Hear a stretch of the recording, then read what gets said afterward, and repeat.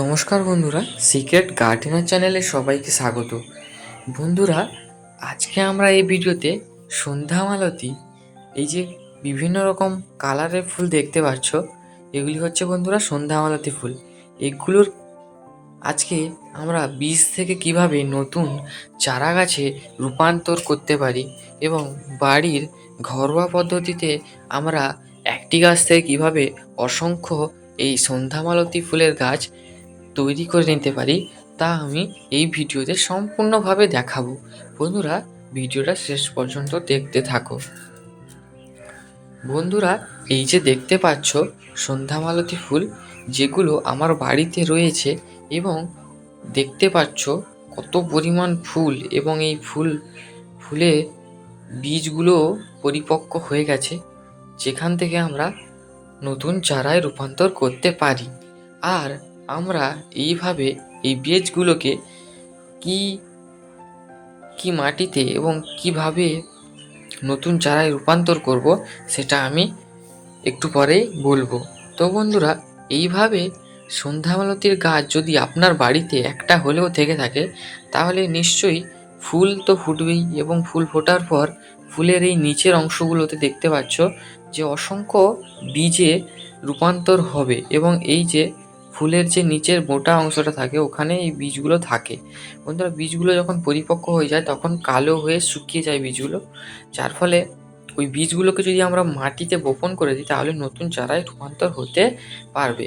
তো আমার গাছে দেখতে পাচ্ছ, তো এখানে অসংখ্য পরিমাণ, অর্থাৎ প্রচুর পরিমাণ ফুল ফুটে রয়েছে, এবং দেখতে পাচ্ছ কত পরিমাণ ফুলে ভর্তি রয়েছে গাছগুলো। তো এর থেকে আমরা নতুন চারা কিভাবে তৈরি করব বন্ধুরা, আমি কিছু মাটি, এখানে মাটির বদলে আমার কিছু বালি রয়েছে, যে বালিতে আমরা অনায়াসে বীজ তৈরি করে নিতে পারি। তো বন্ধুরা, এই ধরনের বীজ আমরা গাছ থেকে নিয়ে এসে এই ধরনের বিভিন্ন মাটিতে, যে কোনো মাটিতে দিয়ে দিলেই হবে বন্ধুরা। একটু 1 ইঞ্চি মতন গর্ত করে ওখানে বীজগুলোকে ভরে দিয়ে, এবং একটু বালি উপরে চাপা দিয়ে জল দিয়ে দেবো, এবং 7 দিন পরে দেখলে বন্ধুরা, এবং এটা দেখতে পাচ্ছ বন্ধুরা 15 দিনের মাথায়,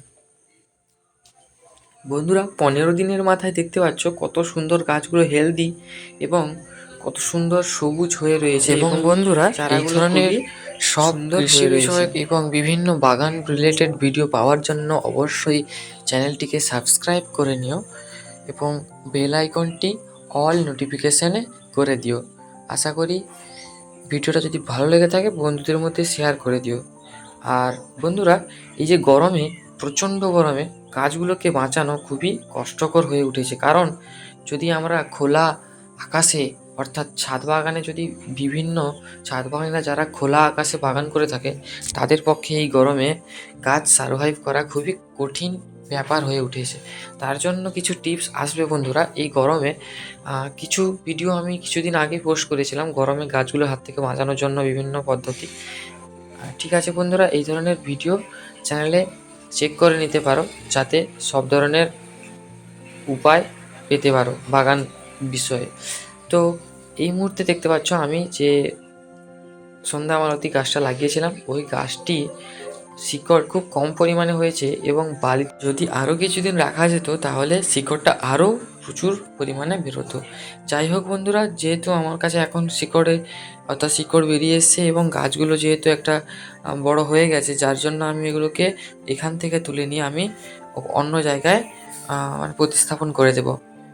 এবং এখানে দেখতে পাচ্ছ যেহেতু ঘন ঘন হয়েছে, এবং যেহেতু আমি বীজ থেকে চারা তৈরি করেছিলাম, যার জন্য একটু ঘন হওয়ার জন্য গাছগুলো বড় হতে পারছে না। আর এর থেকে যদি আমরা প্রতিস্থাপন করে দিই, তাহলে নতুন গাছ মানে ভালোভাবে বৃদ্ধি হতে পারবে। তো এরপর বন্ধুরা, এই চারাগুলোকে আমি নিয়ে একটা বড় ধরনের বস্তা আমার রয়েছে, যেখানে বস্তার মধ্যে বাগানের মাটি রয়েছে, যেখানে মাটি প্রস্তুত করা ছিল, এবং আর এখানে আমি প্রতিস্থাপন করে দেব, যার ফলে এখানে গাছটি বড় হতে থাকবে এবং আবার নতুনভাবে ফুল দিতে পারবে। আশা করি এই ভিডিওটা যাদের ভালো লেগেছে তাদের বন্ধুদের মধ্যে শেয়ার করে দিও এবং চ্যানেলটিকে অবশ্যই সাবস্ক্রাইব করে নিও বন্ধুরা, যাতে এই ধরনের সব বাগান বিষয়ক এবং গার্ডেনিং ট্রিক্স পেতে পারো। দেখা হচ্ছে পরের ভিডিওতে।